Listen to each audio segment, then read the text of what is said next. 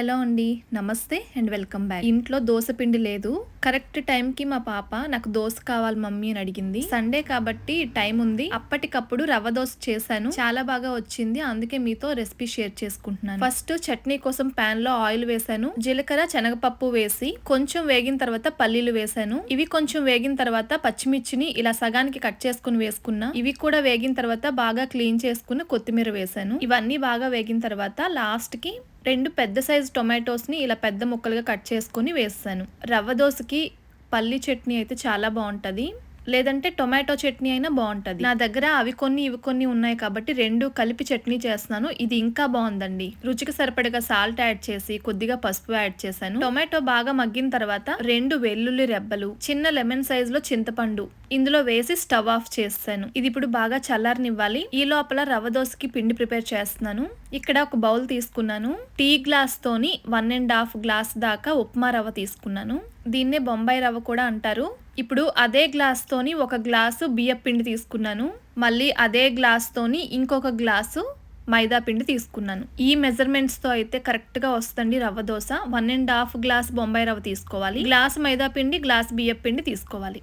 కొద్దిగా జీలకర్ర కూడా యాడ్ చేసి 1 టేబుల్ స్పూన్ సాల్ట్ కూడా యాడ్ చేసి ఒకసారి చేత్తో బాగా కలిపేసుకోవాలి. ఇలా చేత్తో కలపడం వల్ల మనం వాటర్ పోసినప్పుడు ఉండలు ఉండలుగా లేకుండా ఉంటది. ఈ బొంబాయి రవ్వలోని మైదా పిండి, బియ్యం పిండి బాగా మిక్స్ అయిపోవాలి. మనం బయట హోటల్లో రవ్వ దోశ తీసుకుంటే ఎంత టేస్టీగా ఉంటుందో ఈ ప్రాసెస్ లో చేసుకుంటే అదే టేస్ట్ తో ఇంట్లోని హ్యాపీగా చేసుకోవచ్చండి. రెస్టారెంట్ స్టైల్లోని ఓతప్పం కూడా చేసాము మనం లాస్ట్ టైం, అది కూడా చాలా బాగా వచ్చిందండి. మీరు ఇంకా ఆ వీడియో చూడకపోతే ఈ వీడియో డిస్క్రిప్షన్ లో లింక్ యాడ్ చేస్తాను, తప్పకుండా చూడండి. ఇలా పిండి బాగా కలిపిన తర్వాత ఇప్పుడు కొద్దిగా వాటర్ యాడ్ చేసుకుంటూ ఒకసారి చేత్తోనే బాగా కలిపేసుకోవాలి. ఉండలు లేకుండా బాగా కలుపుకున్న తర్వాత ఇంకా వాటర్ యాడ్ చేసేయడమే. ఇప్పుడు నేను చూపిస్తున్నట్లుగా పిండిని ఈ కన్సిస్టెన్సీ వచ్చేంత వరకు కూడా వాటర్ యాడ్ చేసుకుంటూ కలుపుకోవాలి.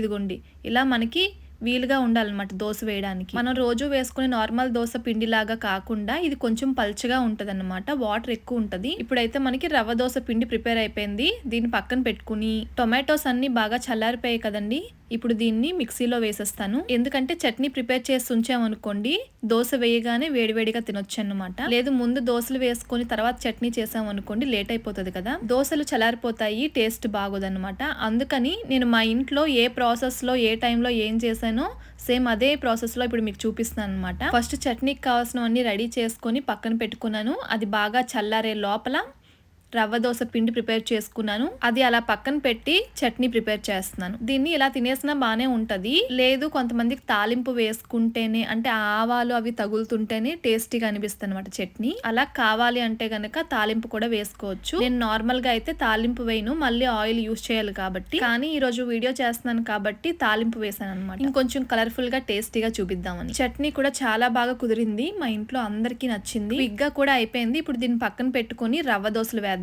స్టవ్ మీద నాన్ స్టిక్ ప్యాన్ పెట్టాను. ప్యాన్ బాగా హీట్ అవ్వకూడదు, మీడియం గా హీట్ అవ్వాలన్నమాట. అలా హీట్ అయిన వెంటనే రవ్వ దోశ పిండిని ఒకసారి బాగా కలుపుకుని ఇలా గరిటెతో చుట్టూ వేసేయాలన్నమాట. ప్యాన్ మీద డైరెక్ట్ గా ఈ పిండి వేసేయాలి, ఆయిల్ ఏమీ వేయాల్సిన అవసరం లేదు స్టార్టింగ్ లో. ఇలా మనకి ఎక్కడ గ్యాప్స్ లేకుండా గరిటతో వేసేసుకోవచ్చు. దీనికి ఒక షేప్ గానీ ఏమీ ఉండదు. కానీ ఇలాంటి నాన్ స్టిక్ ప్యాన్ తీసుకున్నారనుకోండి మనకి ఈజీగా రౌండ్ గా వస్తుంది అన్నమాట. అలా చుట్టూ వేసేయడమే. మామూలు దోశలాగా కాకుండా రవ్వ దోశ కాలడానికి కొంచెం టైం పడుతుంది, ఒక 10 నిమిషాల దాకా. ఇది బాగా కాలిన తర్వాత ఆటోమేటిక్ గా ఇలా సైడ్స్ కి లెగుస్తుంది అనమాట పైకి. దానంతటదే కొంచెం మనకి వచ్చేసేలాగా కనిపిస్తుంది. ఇది మనం చాలా ఈజీగా తీసుకోవచ్చు. ఆయిల్ స్టార్టింగ్ లో వేయొద్దు అన్నాను కదా, దోశ వేసిన తర్వాత పైన ఆయిల్ ని నేను కొంచెం స్ప్రెడ్ చేశాను. ఐ థింక్ ఆ క్లిప్ మిస్ అయినట్టుంది, ఇప్పుడే రియలైజ్ అవుతున్నాను. నాన్ స్టిక్ ప్యాన్ మీదే కాదండి, నార్మల్ గా ఉంటాయి కదా తవాస్ ఐరన్ వి, దాని మీద కూడా వస్తుంది అనమాట బాగా. ఇంతకు ముందు నేను ట్రై చేశాను. చెప్పాలంటే నాన్ స్టిక్ మీద కన్నా ఐరన్ తవా మీద ఇంకా క్రిస్పీగా ఉంటది దోశ. ఇలా నేను తిప్పినట్టుగా కాకుండా ఒకవైపు కాల్చుకుంటే సరిపోతుంది, సెకండ్ వైపు తిప్పి మళ్ళీ కాల్చాల్సిన అవసరం లేదు. నేను జస్ట్ మీకు అవతల ఎలా ఉందో చూపిద్దామని చూపిస్తున్నాను. దాని తర్వాత సేమ్ హోటల్ స్టైల్లోని ఎలా టర్న్ చేస్తారో అలానే చేసి ఇంకా ప్లేట్ లో పెట్టి మన ఇంట్లో వాళ్ళకి సర్వ్ చేసేయచ్చు అనమాట. చూసారా చాలా ఈజీగా. అప్పటికప్పుడు అప్పటికప్పుడు చాలా టేస్టీగా చేసుకోవచ్చు. సేమ్ మనం బయట హోటల్లో తింటే ఎలా అనిపిస్తుంది రవ్వ దోశ, అదే టేస్ట్ వచ్చిందండి. ఇంకా మనం నచ్చితే ఆనియన్ దోశ, మసాలా దోశ అలా చేసుకోవచ్చు. నేనైతే ఇప్పుడు మా బాబు కోసం ప్లెయిన్ దోశ వేసి ఇచ్చాను. మా పాపకి ఆనియన్ దోశ అడిగింది. సో నెక్స్ట్ దోశ నేను ఆనియన్ దోశ వేస్తున్నాను. ఎవ్రీ టైం దోశ వేసినప్పుడు ఒకసారి బాగా గరిటతో కలుపుకోవాలి. పిండి చిక్కగా అనిపిస్తే గనక కొంచెం వాటర్ యాడ్ చేసుకుంటూ ఉండాలన్నమాట. పిండి చిక్కగా ఉంటే గనక ఈ దోశ అంత పల్చగా గానీ క్రిస్పీగా గానీ రాదు, థిక్ గా వస్తుంది అనమాట. అందుకు మనం ఎప్పటికప్పుడు వాటర్ యాడ్ చేసుకుంటూ ఉండాలి. అలా వాటర్ యాడ్ చేసినప్పుడల్లా సాల్ట్ కూడా చూసుకుంటూ ఉండాలి. నేను ఇక్కడ పిండి ఒక చిన్న టీ గ్లాస్ తో తీసుకున్నాను కదా, దీనికి నాకు 7 దోశలు వచ్చాయి. పెద్ద సైజ్ దోశలు వచ్చాయి.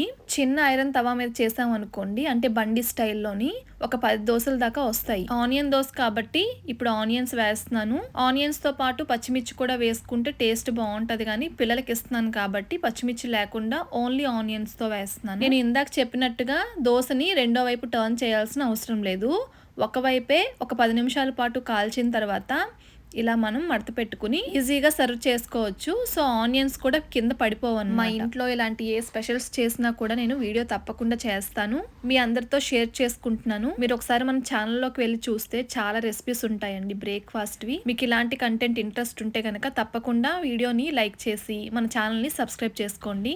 ఆనియన్ దోశ రెడీ అయిపోయింది మా పాపకి. ఇప్పుడు నేను కొంచెం కలర్ఫుల్గా ఉండడానికి ఆనియన్స్, క్యారెట్ కలిపి దోశ వేస్తాను. ఇంకా మన ఇష్టం అన్నమాట. దోశ మీద మనకి ఏం కావాలంటే అవి వేసి మనకు నచ్చినట్టుగా దోశని కస్టమైజ్ చేసుకోవచ్చు. ఇదే దోశ బయట తింటే ఎంత కాస్ట్లీ, అదే మనం ఈజీగా ఇలా ఇంట్లో చేసుకున్నాం అనుకోండి అందరికీ హ్యాపీగా పెట్టొచ్చు. ఇప్పుడు మన ఇండియాలోని చాలా మంది హెల్త్ గురించి పట్టించుకుంటున్నారు. హెల్త్ మనకి ఎంత ఇంపార్టెంట్ అనేది అందరికీ తెలుస్తుంది. ఈ దోశ మీద నేను సన్నగా తరిగిన అల్లం కూడా వేస్తున్నాను అనమాట. టేస్ట్ వేరే లెవెల్ ఉంటుంది. మీకు ఎప్పుడైనా రవ్వ దోశ యమ్మీగా తినాలి ఇంట్లోని అందరితో కూర్చొని అనిపిస్తే కనుక తప్పకుండా ఈ వీడియోలో చెప్పినట్టు ప్రాసెస్ ఫాలో అయ్యి క్రిస్పీ రవ్వ దోశ విత్ మీకు నచ్చిన చట్నీ చక్కగా మీ ఇంట్లో మీ టేబుల్ మీద ఫ్యామిలీతో మాట్లాడుకుంటూ మైండ్ఫుల్ గా మంచి బ్రేక్ఫాస్ట్ తినాలని కోరుకుంటూ ఈ రోజుకి ఈ వీడియో ఎండ్ చేస్తున్నాను. ఇంకో మంచి రెసిపీతో మళ్ళీ కలుద్దాము.